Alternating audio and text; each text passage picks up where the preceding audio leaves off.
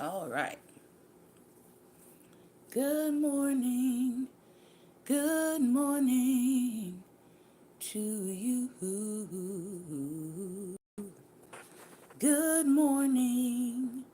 Good morning to you. Good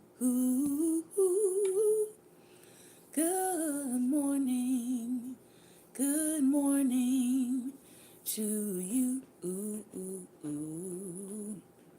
Good morning. Good morning. Good morning to you. Good morning. Good morning to you. Good morning. Good morning to you. Good morning. Good morning to you. Good morning. Good morning. Good morning to you.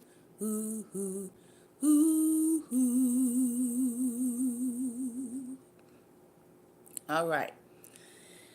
It looks like my YouTube is doing well, but now it looks like today my Periscope is acting up. So I think I'm going to have to turn my Periscope off and come back in. Sorry, my Periscopers. I hope you are doing wonderful today, Lady Judy. I tell you, every day with technology is something else. It's something different. So you gotta roll with the scroll, as they say. So let me see if I can delete this so people don't try to come on to it. Hope you are doing well. I'm doing well. We have our first snow of the season, the holiday season. It is snowing outside right now very lightly. It's probably about maybe a couple inches on the ground here. Um, and so I don't think I'm going to be going out anywhere today. I think I'm going to be home today, working from home. And that's okay. All right, let me see if I can set them up again. That's the thing about, snow. I said to myself, I don't think I'm ever going to get used to the northern weather. I'm a sunny South Florida bred and born kind of girl. And sometimes my sunny disposition is mistaken. Good morning. This is take two for Periscope. This is continuation for YouTube. Hopefully, our charge here will be able to hold up. We are in our first snow of the year. Well, not really of the year, but because I just realized today that as a Florida bred and born girl, I don't think I'm ever going to get used to starting the year with snow and ending the year with snow. But this is our first snow of the holiday season. Let me put it that way. Last year here in the DC area, we didn't get snow until December, and that was wonderful. But now here it is, November before Thanksgiving, and we're getting our first snow. So it is it is cold enough here for the snow to stick just a little bit, but not cold enough to be like super freezing. So it's a nice temperature outside, with some light snow, a little bit of it sticking to the ground, and it looks like hot chocolate weather and reindeers and all of that. Lady Judy says, I hope my first snow will be in January. Listen, that would have been nice, but not for Maryland, DC, and Virginia. We're getting it today. So, good morning, everyone, and welcome to Daring Dialogues. I am your host, Shantae Charles. If you're with me for the first time, I want to say hello to you. You can follow me on most of my social media by using at ChurchLove333. I'm on Twitter with that tag. I am also on YouTube with that tag, and I'm also on Instagram with that tag, Church Love 333. So you can find me on those social media sites. You can also look me up by my name, Shantae Charles, and find my public figure page on Facebook. You can find my ministry page, Life Nation, on Facebook. You can find my business page, God Ideas LLC, on Facebook. All right. So if you want to know what I do professionally, those are the pages that you can look for. I want to say good morning to each and every one of you. I hope that you're having a warmer day than I am. And today is Thinking Thursday. Thinking Thursday. Well, apparently we have, I don't even know how to word this. But I don't know about you, but has anyone else noticed almost like staging of events in churches? Like to me, they feel very staged. They feel very contrived, as if you're trying to create some sort of drama that goes viral, that then puts your ministry on the radar, that then has Christian papers interviewing you about something that should have never gone viral, that looks contrived. That's what it looks like to me. So the latest contrived drama, because that's what I'm going to call it. People are inboxing me and asking me, what do I think about this? And I'm like, it's a contrived drama. That's what it is. And I'm going to I need believers to use their discernment. Okay. Some people, this is not okay. Let me back up. Let me back up. The latest viral news is a pastor asking a cross-dresser to leave his, you all know how I feel about that word, his church. So it was I think 40-second, let me clear my throat. I think it was about a 40-second video, viral video. And again, I don't know why this stuff is going viral, but I think I do know why this stuff is going viral, because people are desperately wanting publicity of any kind. They don't care if it's positive or negative. So in this video, the preacher, the pastor of this fellowship says, I stand for holiness. You can't come in here dressing like that, and you have to leave. And then cue the outrage. People get outraged about what he said. And then cue the response video. Notice the pattern here. Preacher says something outrageous. Video goes viral. People are outraged. Preacher gets on, does a response video. Now a Christian newspaper picks it up. I don't even want to get into the fact that many of these Christian newspapers are really conservative sites that don't like black people anyway. So if they can make black leaders in spirituality look bad, they will happily pick that story up. But that's a whole other conversation. People need to pay attention. But anyway.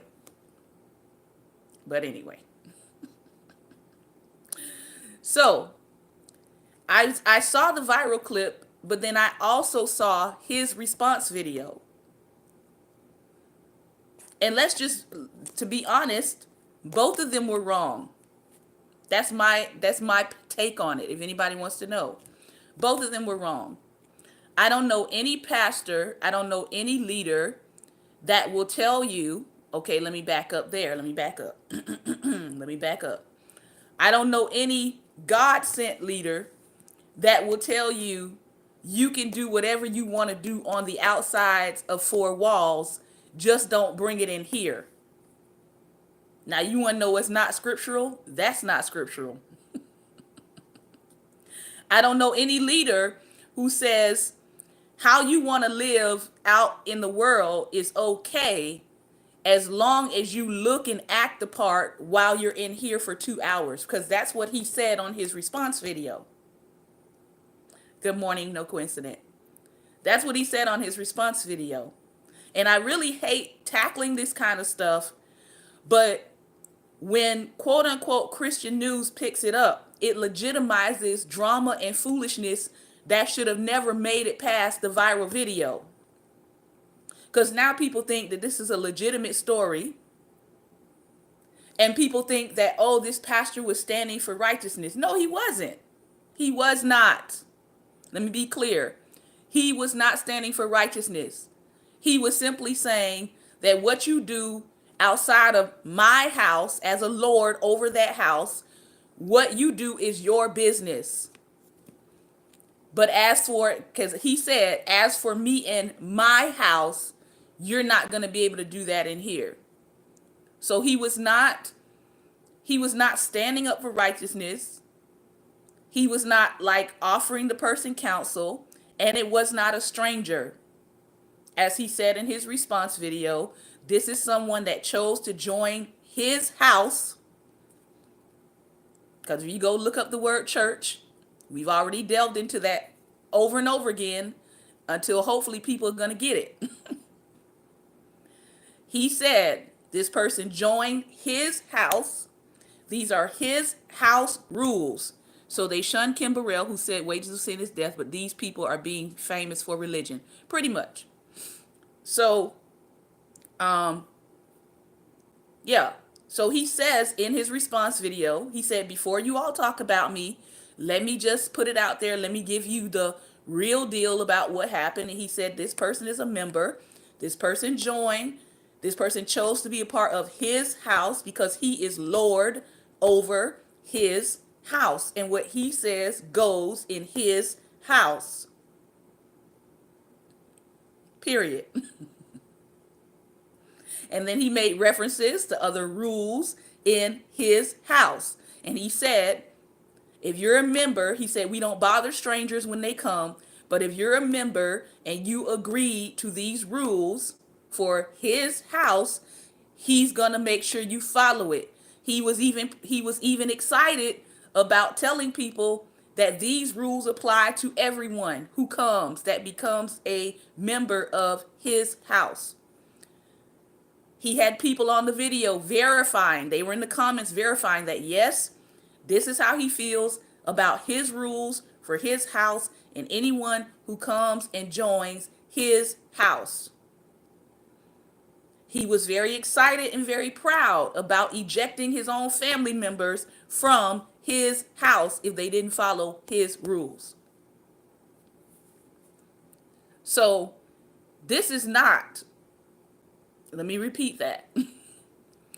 This is not someone standing up for righteousness. This is not someone standing up for holiness. This is not someone standing up for the honor of God's name. That's not what that is. From his own mouth and from his own testimony, this is someone who says, this is the way I do church. These are my rules. If you're going to come in the place that I built and I established, and if you don't like it, you don't have to come. That's what it was, and that's all it was. And so I'm not going to be giving people props for something that it's not. I'm not going to do it. I'm just not going to do it. And if people choose to continue to go to houses of lords and you get abused in houses of lords, we've already warned you. We've already told you what this is about. There's the ecclesia, and then there are houses of any lord. So he's already warned people. He's already told people. It's basically at this point for the people that go there, it's basically a join and enter at your own risk. That's it. All right.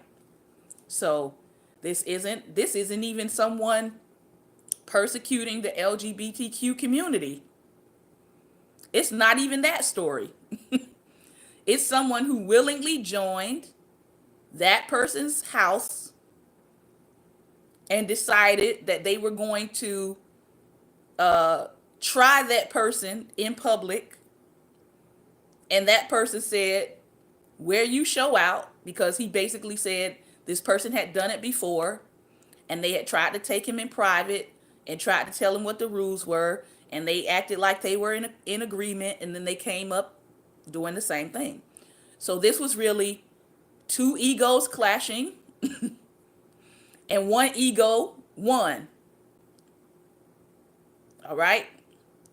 So I want the ecclesia to just stay focused, because you're going to see more of this kind of stuff, simply because of the day and age in which we live, and simply because people like viral news. They like viral things. They like for things to go viral.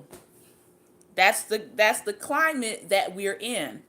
And unfortunately, viral sells. Holiness and righteousness, true holiness and righteousness, pastors who are not in the news for scandals, but are just teaching and ministering the gospel and the truth, and they don't have side boos and side chicks, well, that's not news. It's not news. So you have to recognize that about media, about our society, about how media works. If it leads, it bleeds. If it's drama, they coming for your mama. All right? Okay. So let's get into The Cross and the Lynching Tree by James Cone and How Africa Shaped the Christian Mind by Thomas C. Oden. All right. We have been on this chapter with Martin Luther King for a hot minute. But that's because there's so many parallel things in it happening in 2018. And this threat and this threat to the soul of America. So this chapter again, for those of you coming in, this chapter again is entitled Martin Luther King Jr.'s Struggle to Redeem the Soul of America. How did King live with the daily threat of death for more than 12 years? You want to talk about gospel assignments? That was a gospel assignment. How did he live with the daily threat of death for more than 12 years? Not the daily threat of going viral for the wrong reasons. But how did he live with the daily threat of death for more than 12 years?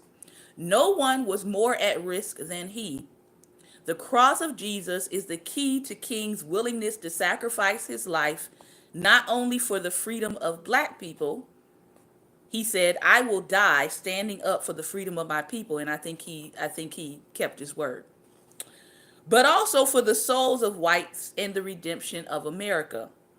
If physical death is the price I must pay to free my white brothers and sisters from the permanent death of the spirit, then nothing could be more redemptive.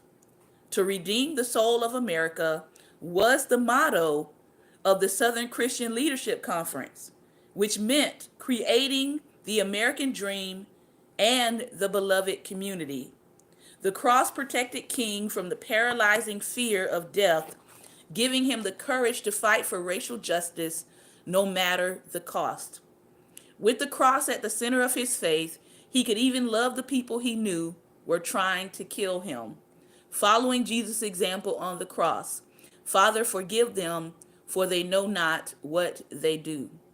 Between the kitchen experience in Montgomery, where the last time we talked about where he heard God's voice, commissioning him and giving him the reason for his mission and how the spirit of fear left him. During that experience in Montgomery and his last sermon in Memphis, King was hounded by death. He talked about death all the time, Andy Young recalled in later years. In fact, every time the SCLC made preparations for a new engagement against segregation, King knew that he could be killed. He often discussed this with his associates, warning them about the dangers that lay before them. I want to make a point that I think everyone here should consider very carefully and decide if he wants to be with this campaign. He said to his staff as they prepared for a confrontation with white supremacy in Birmingham. Because that's what real leaders do, you know? Real leaders prepare the people who are following them for the possible consequences of being a part of their vision or being a part of their ministry assignment. I often tell people, I don't really invite people to be my friend. Why? Because I'm liable to do just about anything for the Lord, and I know that I need people around me that are down for the Lord's cause. Not mine, but the Lord's.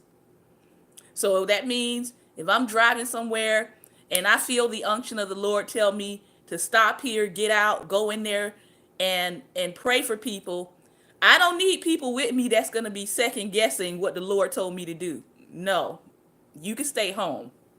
And I can feel King on this. Like he's saying, you need to consider, you need to count the cost of being a part of this campaign. Like everybody wants to be hood until it's time to be hood.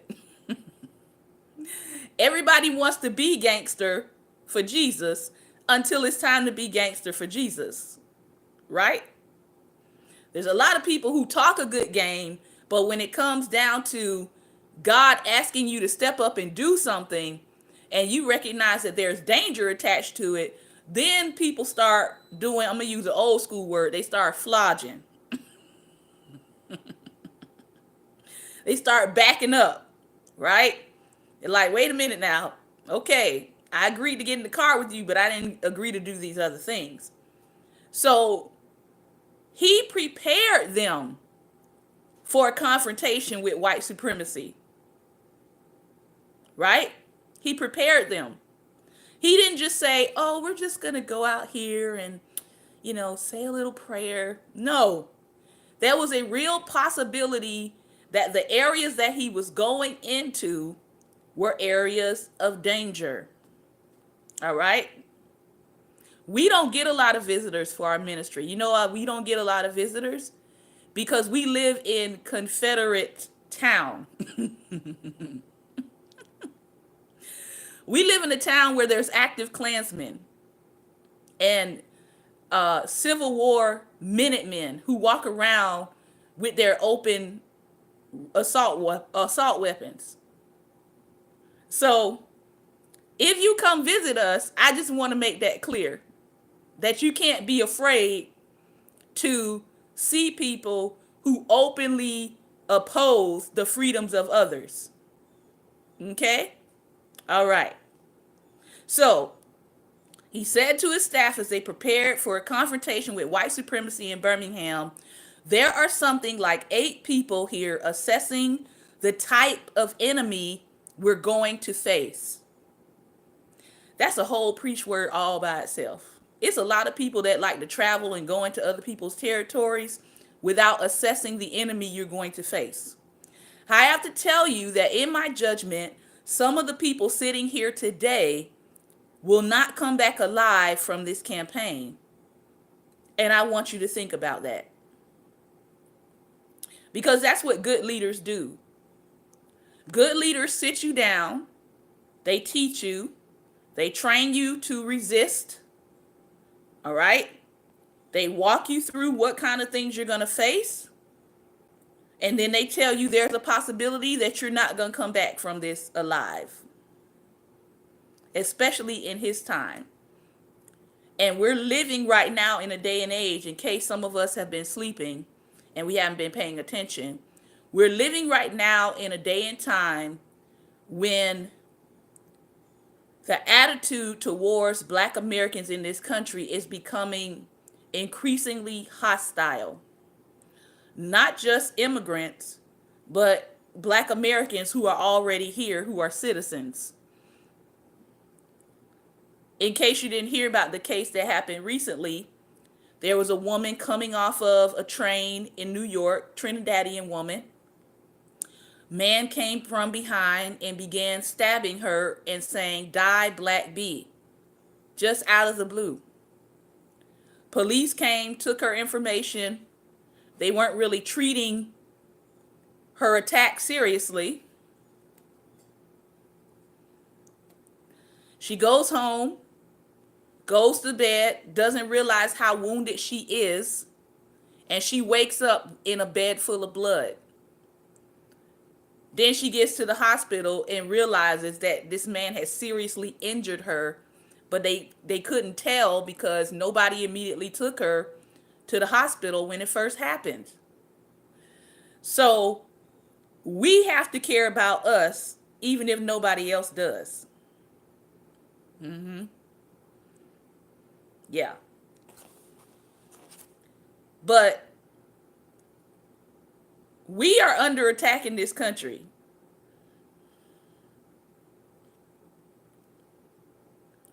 Which means that you cannot be walking around with your head stuck in the sand as a believer. Okay? Now, there was an article I just put up yesterday on my personal page where they just arrested a guy here in DC who was a part of the alt-right DC rally. And they arrested him, get this, they arrested him because he was talking online about the Jewish people who had been shot up in Pennsylvania. And he was saying that they deserved to die. He had been saying other stuff, but his family finally, notice I said finally, because he's been talking like this, but his family finally said enough is enough. And his family contacted the authorities, and come to find out, this guy was planning some stuff. So they were able to arrest him and take him into custody before he did something in my region, because that's something we pray about all the time. God, keep the people in this region from these satanic driven attacks. But one of the images, because they showed some of the things that made them take him in, one of the images he put up on his own page was some sort of video game image. And the video game image, I screenshotted and posted on my page so you could see it. It's a church scene. It's a black church scene. And in the image, there's people in the choir, and there's people running around the church shouting, and you can see his simulated hand in the video shooting up everybody in that sanctuary. What does that tell me? What does that tell you? But I'll tell you what it tells me. It tells me something that I continue to say. Black churches need to be more equipped and more prepared, and they need to have people not just praying, but they also need to have people watching and paying attention and being aware of their surroundings with security. And I can't remember who suggested it. The ecclesia needs to be strapped. Yes, prophet. And I can't remember who suggested it, but they also said you can also work with your local police authority for them to at least drive by your community or drive through your community at certain times during your service time. So this dude was planning some sort of attack, but I found it very telling that his image conveyed something about the nature of Black church and the nature of us seemingly being unaware while we are in service praising God, because that's what his image conveyed. Let me attack them while they are unawares or while they are caught up in their praise. So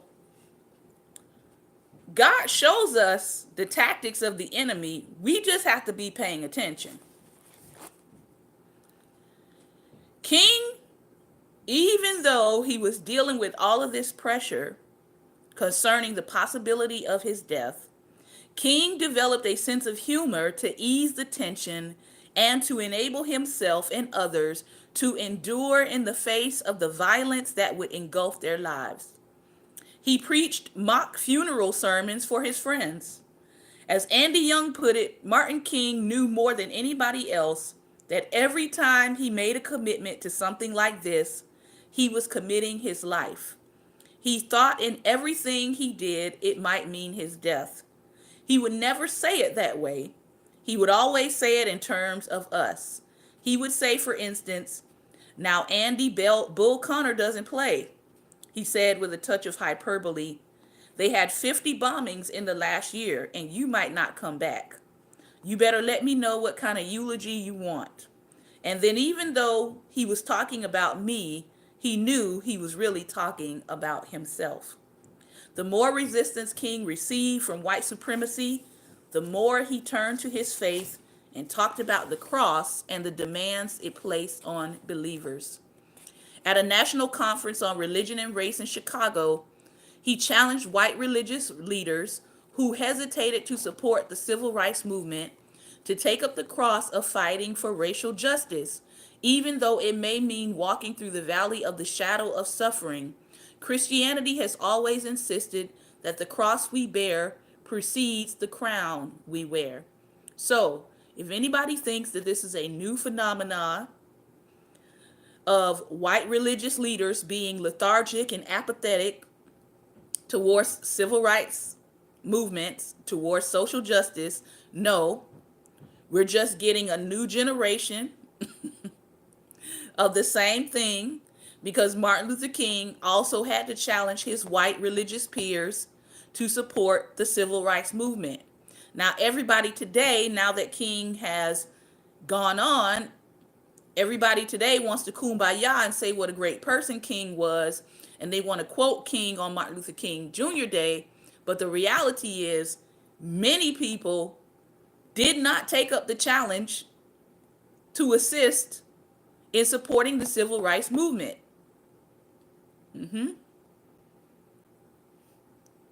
Okay. So there's a lot of people rewriting history in how much they actually supported King, but the reality is he didn't get a whole lot of support. Throughout his civil rights ministry, the cross was a burden King could not escape.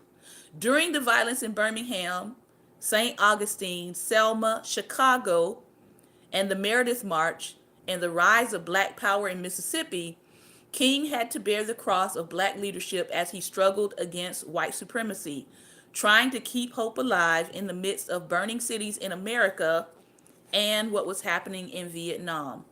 In May 1967, about 6 weeks after his great Beyond Vietnam address, King reflected at a staff retreat on the flood of criticism coming from the media, the government, and the American public, even from Black people. At that time, he was under extreme pressure to end his opposition to the war in Vietnam and to tone down his fight against racism and poverty. As he struggled to find his way forward, he turned again to the cross to deepen his faith and his determination to stay the course no matter the cost. I can't be neutral on this, he said to his staff. The word of God is upon me, and it's like a fire shut up in my bones, and I just have to tell it. What King had to tell was the truth about war, racism, and poverty. It may hurt me, he said, but when I took up the cross, I recognized its meaning. It is not something that you wear.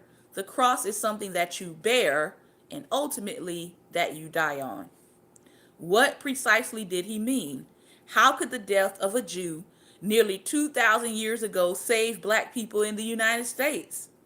In the history of Western theology, there were various classical theories on how Jesus' death brought redemption to humanity, none of them officially endorsed by the Christian church. King had studied them in seminary, but in the end, King did not turn to those theories for answers. For him, the cross represented the depth of God's love for suffering humanity and an answer to the deadly cycle of violence and hatred. The most astounding fact about Christ's crucifixion is that it is the supreme revelation of God's love. Yeah, that's a serious thought, isn't it? King said in a sermon called Finding God, "It is quite difficult to see the love of God in such a shameful tragedy. Certainly, it requires penetrating eyes to see God in such a setting." Indeed, many activists in the Black freedom movement did not share King's faith in Jesus, especially in the salvific power of Jesus' death. While accepting nonviolent direct action as the best political strategy for blacks to fight white supremacy, they rejected altogether King's religious belief. But for King, nonviolence was more than a strategy. It was the way of life defined by love for others, the only way to heal broken humanity. Because hate creates more hate, and violence creates more violence. King believed that the cycle of violence and hate could be broken only with love, as revealed in Jesus' rejection of violence and his acceptance of a shameful death on a cruel cross. King's faith was defined by the mystery of divine salvation in the cross and by the belief that Jesus was the answer not only to the lynching tree, but to whatever troubles black people were facing. He knew he was going to be killed, but this did not stop him from fighting for justice. His faith that God would be there for him cast out his fear of death and thereby gave him the interior resources to cope with whatever came his way. He also knew that in the end, there was no way to prevent someone from killing him. Every time someone was killed, he knew it could have been him. When John F. Kennedy was assassinated, he told his wife, "This is what is going to happen to me also. I keep telling you, this is a sick society." King saw the cross as a source of strength and courage, the ultimate expression of God's love for humanity. The more he suffered, the more he turned his eyes to Golgotha, the place of the skull where Rome executed slaves, insurrectionists, and bandits. Down at the cross is where King experienced a divine affirmation of his ministry and God's love and promise to never leave him alone. However dismal and catastrophic may be the present circumstances, he proclaimed, we know that we are not alone, for God dwells with us in life's most confining and oppressing cells. Martin King's perspective on the cross was not derived from reading theological texts in graduate school. His view of the cross was shaped by his reading of the Bible through the Black experience and his personal suffering in his fight for justice. My personal trials have taught me the value of unmerited suffering. Suffering could create bitterness and hate, or one could seek to transform your suffering into a creative force. When King thought about Jesus hanging on the shameful cross, he also saw God transform a tragic situation into something redemptive. Referencing Paul, King wrote these words: "There are some who still find the cross a stumbling block, and others who consider it foolishness. But I am more convinced than ever before that it is the power of God unto social and individual salvation. So, like the Apostle Paul, I can now humbly and proudly say, I bear in my body the marks of the Lord Jesus. The suffering and agonizing moments through which I have passed over the last few years have also drawn me closer to God. More than ever before, I am convinced of the reality of a personal God." King saw in Jesus' unmerited suffering on the cross God's answer to Black suffering on the lynching tree. Even in the face of the killing of 4 little girls in the 16th Street Baptist Church in Birmingham, King did not lose his faith that love is redemptive, even for whites who committed these unspeakable crimes. In his eulogy for the martyred children, King said that they did not die in vain. God still has a way of wringing good out of evil. History has proven over and over again that unmerited suffering is redemptive.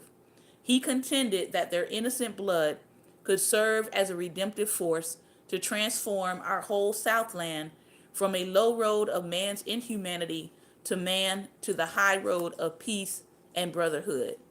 So, despite and in spite of the darkness of this hour, we must not despair. We must not become bitter, nor must we harbor the desire to retaliate with violence. We must not lose faith in our white brothers. Somehow we must believe that the most misguided of them can learn to respect the dignity and worth of human personality. Although many in the movement were Christians like King and deeply believed in nonviolence as redemptive, yet it was difficult, as perhaps it was for King, to instill and still maintain that belief even in the face of murdered innocent children. The murdered children reminded blacks of the lynching of Emmett Till and the fact that white supremacy would stop at nothing to subjugate African Americans. Some blacks wanted to abandon nonviolence and give the white racists a taste of their own medicine. It was a natural human reaction, but King, unlike others, never wavered in his commitment to the way of love. Love, he often said, is the most durable power in the world. It could conquer evil, even white supremacy. Then King spoke directly to the bereaved families as he had done as a pastor at Dexter in Montgomery and Ebenezer in Atlanta would also have to do again and again for freedom fighters that were murdered in the civil rights movement. As he searched for the words of faith that would console them in their loss, King said these words: I hope you find consolation from Christianity's affirmation that death is not the end. Death is not a period that ends the great sentence of life, but a coma that punctuates it more lawfully. Death is not a blind alley that leads to the human race into a state of nothingness, but an open door which leads man into eternal life. Let this faith, this great invincible surmise, be your sustaining power during these trying days. It is one thing to talk about suffering philosophically in a calm atmosphere of a graduate seminar, and quite another to talk about death while innocent children lay before you in a casket. Children who were killed while worshiping Jesus. The death of children is perhaps the deepest test of faith, especially for parents who have to live with the loss of the rest for the rest of their lives. At times, life is hard, hard as crucible steel, King told them. It has its bleak and painful moments, like the ever-flowing waters of a river. Life has its moments of drought and its moments of flood. Like the ever-changing cycle of the seasons, life has a soothing warmth of the summers and the piercing chill of winter. But through it all, God still walks with us. Never forget that God is able to lift you from the fatigue of despair to the buoyancy of hope and transform dark and desolate valleys into sunlit paths of inner peace. For King, Jesus never promised that his disciples would not suffer. Quite the opposite. Suffering is the inevitable fate of those who stand up to forces of hatred. Jesus freely accepted the consequences that led to Calvary without turning away. He called upon his disciples to do the same. Just as God was with Jesus in his suffering, Black Christians believed that God is with us in our sufferings too. Unlike most Christians, however, King accepted Jesus' cross, knowing that following Jesus involved suffering and, as it did for Jesus, the possibility of an unjust death. Even as a child, King's favorite song was, I Want to Be More Like Jesus. And as a minister and civil rights activist, he put that song into practice by taking up the cross of Black leadership until he, like Christ, was killed trying to set people free. While King never thought he had achieved the messianic standard of love found in Jesus' cross, he did believe that his suffering and that of African Americans and their supporters would in some mysterious way redeem America from the sin of white supremacy and thereby make this nation a just place for all. Who can doubt that those who suffered in the Black freedom movement made America a better place than before? Their suffering did redeem America from a sin of legalized segregation. And those blacks among us who lived under Jim Crow know that that was not a small achievement. So we're going to stop there for today in the Crossing the Lynching Tree. Martin Luther King says some serious stuff here that I am concerned that if we stop at the blessings of God and we only focus on the blessings of God, God's going to bless you. This is a new season. This is a new day. You're coming into your time. All of that. I'm afraid for the body of believers today that many of us are just stopping at the blessings of belief and that we are in no way prepared to deal with the sufferings of belief. That concerns me because what is coming is going to require people to have a fortitude to suffer, not just to be blessed. King was a blessed man. He was. But he was also prepared to suffer. And he kept preparing himself to live ready to suffer. And while he was impacting people, and while he was meeting people all over the world, and while he had a sort of celebrity about him because celebrities supported him and were attracted to financially supporting his message, the reality was he didn't get caught up in the fandom that can come with social justice. See, what we're seeing in this day and hour, we're seeing that social justice has almost become celebritized. There are a lot of people who are not prepared to suffer when it comes to social justice, when it comes to actually standing up for the rights of other people. King would continue to keep within his friend's mind, within his family's mind, within his wife's mind, that I can be killed in the same way. It wasn't playtime for him. It wasn't 15 minutes of fame. It wasn't let me get my name in lights. It wasn't let me go show up at a march and go live and say, see y'all, I'm here. No. That was not what this movement was about. It was about actually bringing real, sustainable change and freedom to people. And so it concerns me when I see people of our age mocking the freedoms fighters while they yet enjoy the freedom that those people fought, bled, and literally died for. That's problematic. So the sin of legalized segregation was dealt with. But as I was sharing with someone the other day, the spirit behind all of these things still exists. You cannot, how can I put it? Because the spirit of these things are demonic,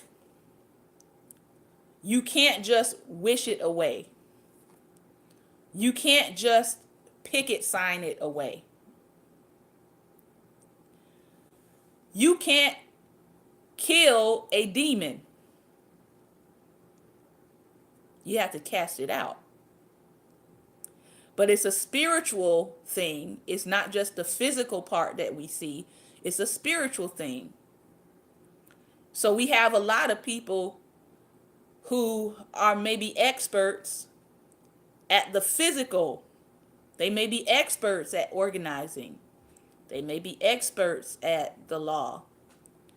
But underneath that is a spiritual thing that has to be dealt with.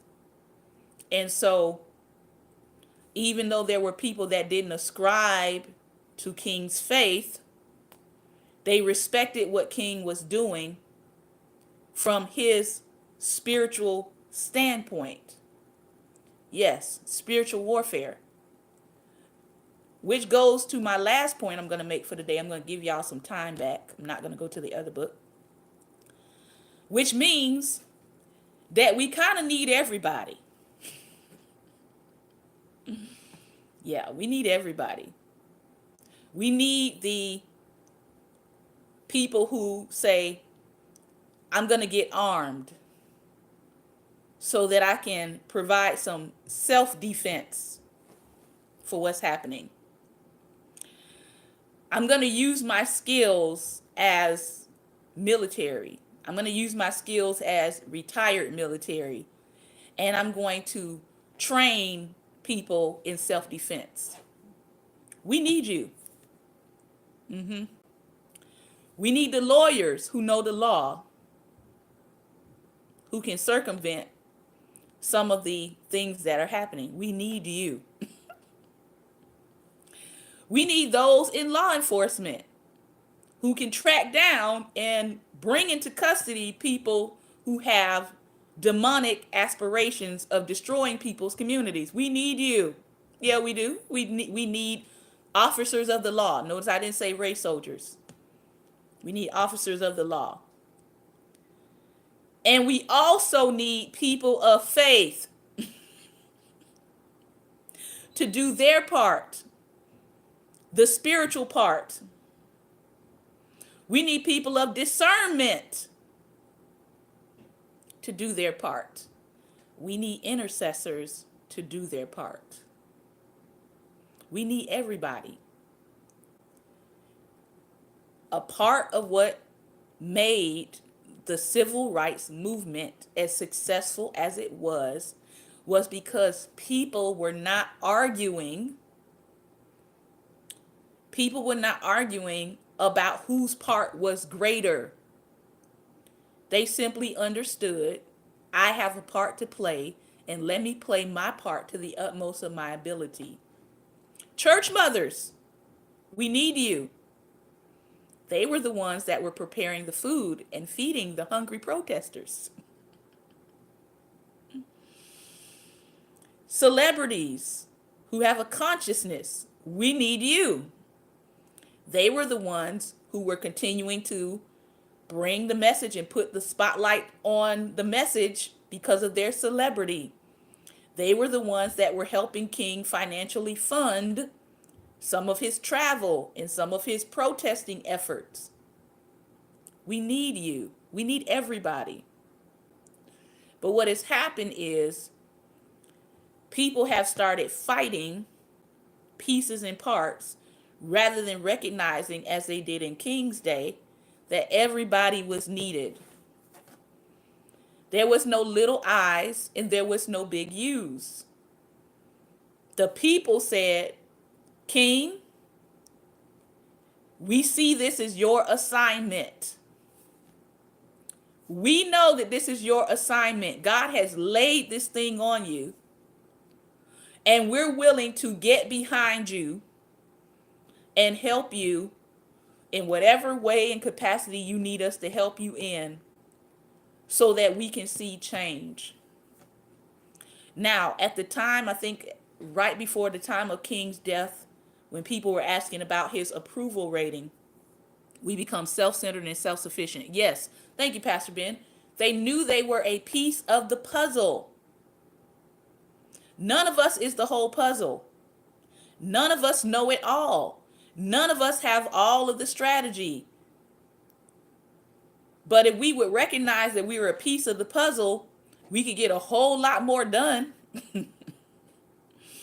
At the time of King's, right before the time of King's assassination, they were doing a poll about his approval rating in the country. I think at the time, only about 60% of the people of the whole country approved of what King was doing. So he couldn't live his life based off of approval. Lord. Some of us, because people don't approve of our assignment, we just stop. And God hasn't said stop. We just got distracted by numbers. We got discouraged by what people said. But I'm going to encourage you today. I'm going to encourage you to go back and pick up your assignment. Some of you have laid your assignment down. Some of you have decided that, you know what, this is too hard. I'm struggling with this. I'm not getting no support. People are telling me, people are questioning whether or not I'm supposed to be doing this. I'm going to encourage you to pick your assignment back up. If every day you get up and your heart is beating your assignment, I'm going to tell you to pick it back up. If there is a deafening external silence around your assignment, but every day you get up and that's the first thing you think about doing, I'm going to ask you to pick your assignment back up. Yes, we need to know our place in the body and be that. Some people have gone to the pulpit with their assignment and God never told them their assignment was in a pulpit. Oops, did I say that?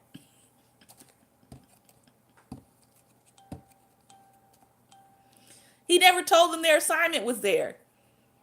They know they have an assignment, but you have to say, God, where is my assignment supposed to sit in the world?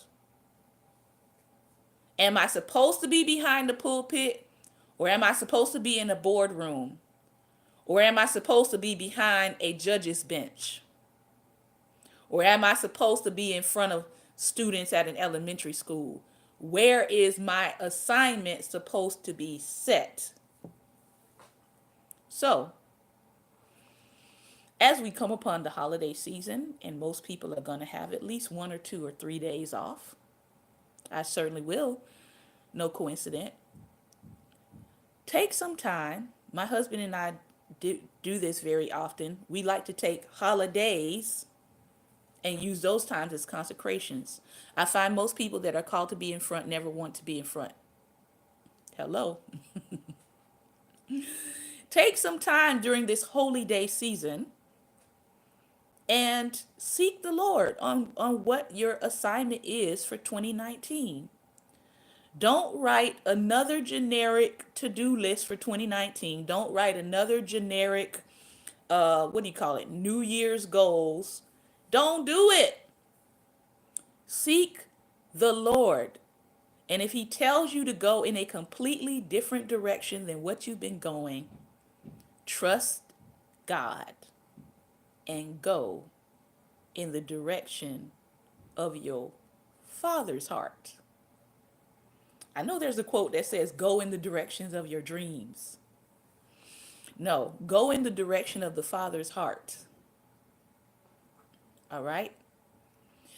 This has been another episode of Daring Dialogues, and I've been your host today, Shantae Charles. I want to thank you for your time and attention. If you're up here in the north and it's snowing, stay warm.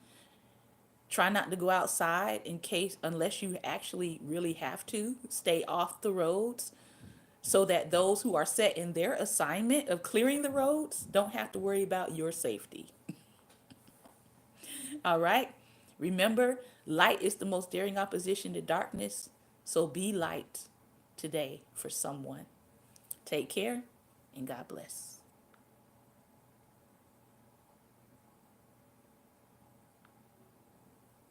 Thank you for viewing.